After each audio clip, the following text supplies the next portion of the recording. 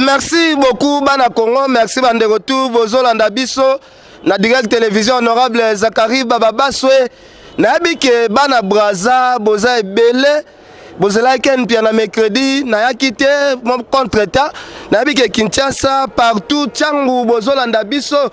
merci honorable Zakari Bababaswe, direct télévision Mobimba, merci la PSI à trop, na ba fanatique tout, oyo bo soutenir la musique na biso ya Congo. Nabike bandeko boza ebele lelo na baki na salle émission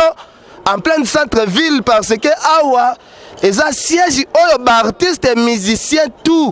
chaque dimanche ba parquer bakar awa donc to ça na biso émission en tout cas na pesi merci à trop na ba artiste et tout Fali Poupa to bike na Chari Club dimanche wana e bukana ki na ndenga ba blague en tout cas El Marabiocha, félicitations. Tout le monde qui Robin Mondibo, Matisse na podium. Et ça là qui biso toujours ba plaisir, il y a trop. Tout le monde dit peine à Mopanzi à Brazzaville le 8 mars. Ne on a vu ce héritier Watana BP à Beta qui kuna, ils ont toujours fierté à la musique congolaise. Alors, tous tourner kaka na moni bandeko oh Piroger na wandeko Piroger aenaka na yebike bandeko belé baba qui moi ba confessa ndeko Piroger moi na mboka Piroger pardon excusez Piroger pardon Piroger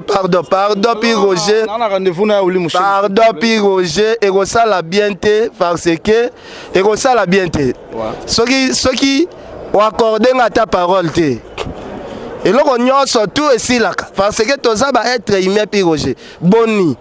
Mais non, Ken Piana na habité sur un problème. Ngai na un rendez-vous na code d'amboka ya Oli Mouché ni yo biga za patron, za prêtre tanga benga na rendez-vous. Il fallait na welsa. Bon on a ko honorer ta car ba sombeli ote car ya cher boy. Non, Ken Piana nga lobela mutuka te. Yo bige mutuka eza moyen de transport. Voilà. Ezaka moyen de déplacement. Donc mutuka ba o ba lobela ngo bazali. Ba lobela na bango mamba mituka. Mais biso bana maison mère to landa lokola père. Père na biso le roi de la forêt lobela mambo na te. Donc biso pe bana maison mère to na tenté ya lobela mambo na ba mituka ba ni eza moyen de transport juste pour na msala. Waneza orchestre oyo biso ba Ken Piana topesa ka Valère Makasi, lelo ndeko Piroger ça lui plaisir à trop. Ndenge na monio brusquement et ça lui plaisir à trop parce que et ça le seul orchestre oh Ken Piana lelo ça a beaucoup de respect na lobara ndenge na banda carrière na respectaka vewana tina kokufa tina kotika musala oyo en tout cas ba fanatique tout ya wenge donc yaza vie oyo nga na pesa ka respect et ko sala bien ndeko Piroger soreza bongo parce que biso toujours ba plainte et où c'est pas ba fanatique belé partout dans le monde Ken Piana nous a suivi hein? Voilà partout dans le monde en tout cas ba pekise biso roleke pas Ken Piana vraiment ba fanatique na biso le fidèle de Werason ba fanatique na biso ba député ba sénateur ya wenge musika maison mère en tout cas ba pekisa biso koleka et pas Ken Piana ba biso que no yo o lo barama be pour na orchestre na bango il paraîtrait aux ba n'importe quoi aux sangisa le grand leader na lem sous bateau ba ko sangisa o go sangisa ba on a été en tout cas ba un peu déçu ya on monde ndeko Piroger moi na mboka yo ya kana ba image to le kana na plateau oyebi valeur oyo nga napesaka orchestre bana nyonso oyo via bimisa nalobaka mpona lekisa image ya mwana ya vie nakumisaka nanu vie ere natiaka image ya vie bomonaka nalobaka leader de leader via aza leader de leader lelo tosenga mpe bandeko na biso mpe ya biro bameka mpe kosoigne batika kotia vie na distraction parce que vie approuva mokili na nyonso oyo artiste asalaka na mokili oyo eza na salle moko te oyo via beta te na mokili oyo bon en tout cas ndenge olobi ma bureau en tout cas ok moi à côté yo za na problème na bureau te wana problème na ba fanatique a wenge omoni biso bito wana bureau mo très bien organisé on comprend à commencer par le secrétaire na biso secrétaire général na biso directeur technique na biso et directeur marketing na biso directeur financier na biso ti directeur chargé de sécurité na biso ti ba biso a porte-parole tout ça très bien organisé omoni entourage ya le roi de la forêt eza bato baza bato batanga ba intelo na ba intelo donc permet na le roi de la forêt il y a pas de fumeur de chanvre permet na le roi de la forêt eza ba voyouté eza bato moko très bien instruit bato batanga yango moni marama le roi de la forêt et n'a toujours liboso donc et là yo peut-être ngana kosenga na yo o meka un peu ko solo na ba fanatique na biso ba comprendre yo peut-être ba comprendre ki yo te peut-être ba comprendre ki ba dire na yo te pour ken piana ngana bi ko za guerrier yo za benga ba fui ya honorable Zakari Baba Baswe le vieux taking a vieux o abimisa fait vert vieux asala ba idéologie belé lelo linga la facile fanda vieux o ya na idéologie fimbo o comprendre le vieux un coup de vieux ba comparaté vieux on a Zakari Baba Baswe bon abi que pas moi na yi obi ke nga lo barrière mo bona sala confusion il y a phénomène il vient nga de la forêt na vient na honorable Zakari Baba Baswe ba neti batama kila moko bah oui basala à peu près batambola preuve que babenga na force plus force quoi donc baba to batambola un peu ndemo au monde ken piana yo esengelo sala église au milieu du village pour yo za muto bato belé za mopandisa monene tant bazo mona peut-être au komi ko prier et le mot boye bato ba mona ndire ba corrompa kio mais ngana bi ken piano za guerrier ngana yebi Roger tokende pai tozonge pai parce que ba fanatique ya maison mère soki bazonga pe mabe ba roza na raison parce que oyaka émission boyaka émission na ba papi le prince na senga bino eloko liboso image yaka te moi non image bon au monique vraiment côté on a rose en raison parce que image tozwa kango et pas il y a directeur marketing na biso alors directeur marketing pas ça muto là la de frapper à la muka à s'apprêter pour que to peut ça ba image yo ba un peu avant mais lelo ba on a image le rôle bi na nga boy à travers émission ba on a image il y a concert na le 8 mars ba on a quatre émissions parce que ce qui total hyper bien polémique ça parce que ba mona raboleki image ezate bande ko mususu siko bazana rapidité peut-être ya image basa l'événement boy rapidité ya image ye et tozo lekisa ba image ya batu mususu bino to lekisa bino na maloba ya pamba et comme bimanate tricage et ken piana eza ya bongo te batu ba fon ba sepela te ba silike la pour na image te ba silike la peut-être na ba dire ba mona la msolo ba maloba moko boye o sepe sa bango te hein quelque part kotana yo moko yebine ko soigner na bango ko soigner bango même ba fanatique na biso wenge musique maison mère biso to za ban ambassadeur de la paix biso to kangela mutu kanda te biso fait de zo mutu problème te le roi de la forêt ouais rason azawana infoulable amable pour bimaye moko we rason bimaye moko na wenge 4x4 mokile yebi we rason da fula batu we rason de le bimisi batu nenge na nenge donc mutu mo fula we razate donc quelque part baloba ou peut baloba et qui pendant le roi de la forêt pour we rason le roi de la forêt a mi personne na musala ndeti to solo la minito ana studio donc aussi c'est la bino 7 jours de la semaine donc mamunyo so Mikel le rana combat le roi de la forêt ayoka na ngote po azakutu donc très concentré na boulot donc na yebi vie na très bien na yebi vie na yebi ke o tezole ka vie pena via rozo batana te parce que lelo ndeti na waki quelque part côté mo bafunda ki ozai na parquet voilà mais ndeti biso est-ce que biso to funda ki danger pour biso maman to kipa ngote donc oloba ndenge nyonso tout yo e engagera yo donc biso toi ban ambassadeur de la paix mais elora na osenga ken piana o soigner na ba fanatique poto zonga olekila rayo émission munene photo les garato pe sa bango information donc ya ngwana elo na osenga. Merci beaucoup de repi Roger moi na mboka tozana toujours na senga pe na ba fanatique mupepe mususu yaka o ken piana sali boma boso rata pe ya vérifier parce que ceux qui peut vérifier YouTube ezana bo vérifier pe na be émission ngo bokomona place ken piana pa lo baka mabe pe zate ezana ngo ka ba circulation ba rimer kaka ken asali boy ngana koma ola tape ba ber mutu musu asali ne ber na komba ken piana koti na kati ndeko pi oje mwana mboka lelo to dimanche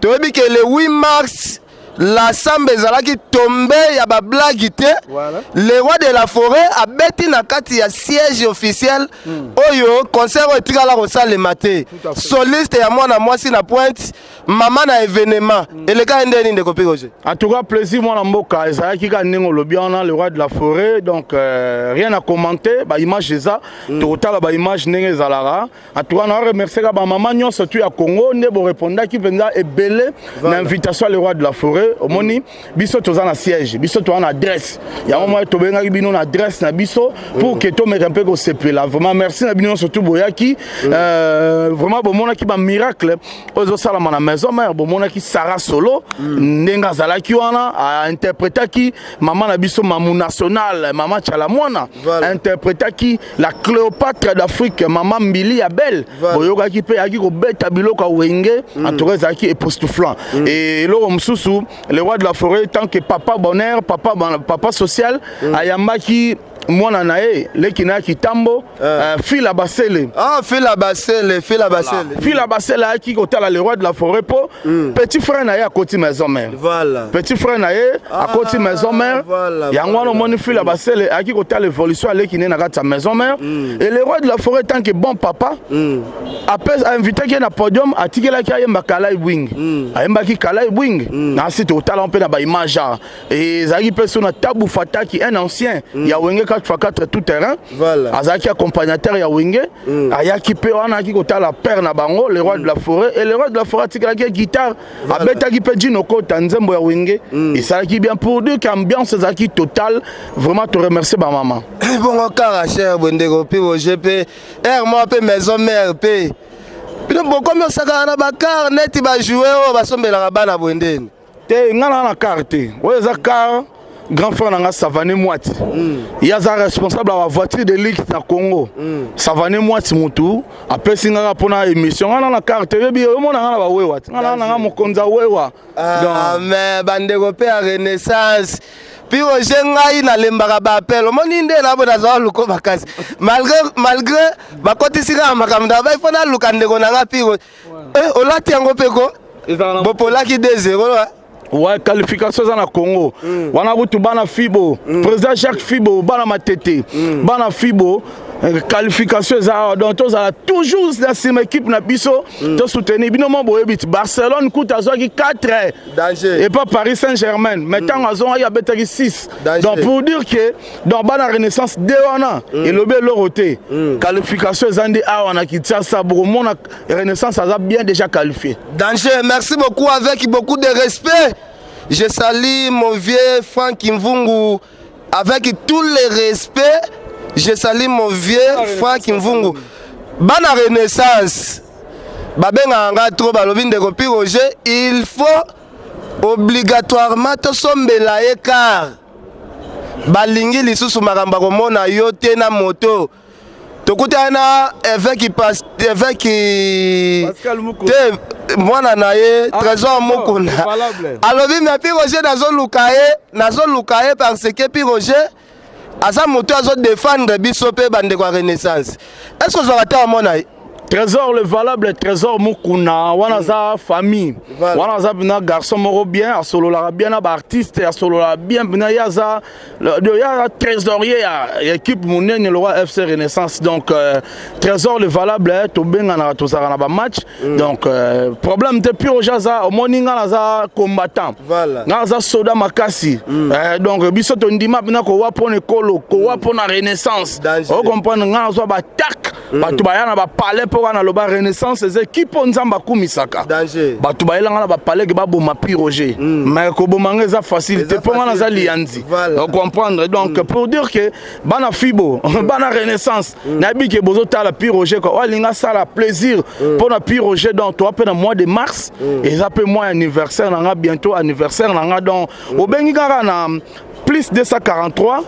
85 850 24 25 voilà donc 085 850 24 25 au Benginga ou bien ok na 09 98 12 30 62 donc pure jaza donc ma solo se boye langa et ça toujours le bienvenu. Venanga Gauthier mascotte ingénieur de banque nasi Olandi biso ndeko pi Roger. Imagine ozo assurer biso ne to sur ça awa. Imagine ozo assurer biso to Holanda. Non bato bazolanda bato sko ba Holanda concert le 8 mars ndenge les gars na la Zamba Playa bato ba otalango et lobby susu samedi à lobby tozalaki na Tour Eiffel. Le roi de la forêt a été invité na boîte au Tour Eiffel na Bandal Molar wana vraiment ezalaki époustouflant ba champagne les gars qui wana tozalaki na ba ya Willy Musheni tozalaki na ba Eric Ize $10,000 c'est quoi ba honorable Tim Sintoya na pavillon 5 ba ya ki wana na ba Edombengi Edombengi mokonza Edombengi na pavillon 5 voilà Edombengi mokonza bijou ba ya ki ba savane mwati bazala ki wana ezaki bena bien et ba belle nana bana bandala kitoko lora ba Nasha Kalumuna la très spéciale bazala ki wana Mama Paradis bijou Kalumuna na Pointe azalaki toujours donc bato bien bazalaki wana vraiment ezalaki kitoko lobby na boîte oya Tour Eiffel na Bandal na Kimbondo vraiment ezalaki bien. Merci beaucoup ndeko pi Roger na pesi merci à trop na Mutoko Leblanc Tati Mboko na Biti Ngobila Tati Mboko na pesi Lieve Masokolo Bambo Théâtre Masalanga Lieve Masokolo le Bill Gates congolais PDG Cardozo Mwamba Wanke na le tout puissant PDG Cardozo Mwamba Wanke na pe azolanda ndeko pi Roger moi Bambote avatolanda concert ya le 8 mars ya le roi de la forêt toyebi ke leader de leader leader o le bimisi ba leader ebele na mboka idéologie ezaka mikolo tokofula o te voilà ouais po moni lelo eza na bato mosusu babungaki na actualité basila na bango na actualité mais na bapoto wana po batya bango ka il fallait que babima baba ofinga comme le roi de la forêt yango idéologie bana benso mais ezaki tokotia ekate tokofula ete danger polaire mususu moni mutu saka zalaki abongwanaki soka pengwi donc akomaka plus pire kolera utumbo ya rage so mutu akomaki pasteur abongwanaki apengwi susu oyebi ndenge ezalaka plus pire donc yango tokofula ete tokofula na biso ete wana nisu ndeko pi Roger tokofula ete komone tokofula ete tokofula ete il faut azalaka bongo mpo moni le roi de la forêt Werason aza unité de mesure lelo so olingi ka bayeba yo il faut fingaka comme le roi de la forêt pour que batia oka yango tofula na biso ete donc bana maison mère donc mardi mercredi jeudi to na répétition na la Zamba Playa donc mardi eza répétition tokutana na bana basi nyonso to capitale voilà bana basi le roi de la forêt pesa bino ya ofele cadeau spécial te cadeau ko tuwana salango depuis début à maison mère depuis maison mère banda atia jour à mardi ofele pona ba maman nyonso surtout mercredi jeudi eza pona ba papa ba union surtout en général est-ce que tokutana na ba ya papi mvula est-ce que tokutana na ba maître Serge Bakou est-ce que tokutana vraiment na ba ya Willy Musheni Koda Mboka na ba Ngambe Kandi mokonza cellulaire est-ce que vraiment tokutana biso nyonso to wana na ba honorable Jackie Ikulu l'argent faux débat danger tokutana wana mercredi jeudi toza na répétition et ça la biso bien et après ne to peut sabino ba programme il y a quelques concerts toza ngo pomoni les rois de la forêt azavana très concentré na album oyo azavana très concentré lingi à servir voilà alinga servir ba fanatique na ye et loko ya malamu yango moni aza très concentré mais kalate bo sepela. Merci beaucoup ndeko pi Roger mwana mboka na kosanga naza dispo pona bino chaque semaine to sala belema et kosala bien. Non mais en tout cas ba fanatique à maison mère en tout cas longo na sabino bo comprendre Ken Piana aza mopandi sango